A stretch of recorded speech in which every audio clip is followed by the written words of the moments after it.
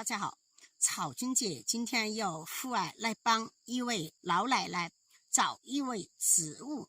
这个植物老奶奶称叫咳嗽草，听起来它是不是很有价值啊？我就带大家一起去看一看咳嗽草到底长什么样子。以前在这些潮湿的地方还是路旁都有看到它的身影。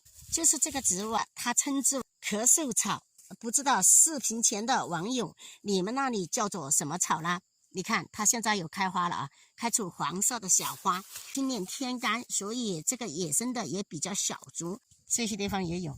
这个植物它是基部丛生，叶柄比较长，上面还有白白的柔毛。叶柄上面它有5片叶子，卵圆形的，边缘有锯齿，叶子的正面还有清晰的埋露，反面更突出淡绿色的。这个植物呢，为什么叫它咳嗽草？有的也叫它五皮风。为什么叫它五皮风啊？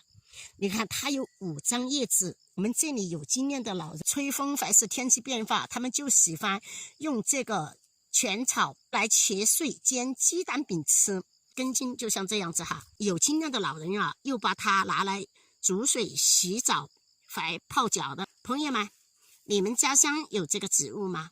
知道它还有哪些用处呢？欢迎大家在评论区留言。喜欢山草植物的朋友就记得点个红心，加个关注。以后草君姐每天为大家分享更多的山草植物。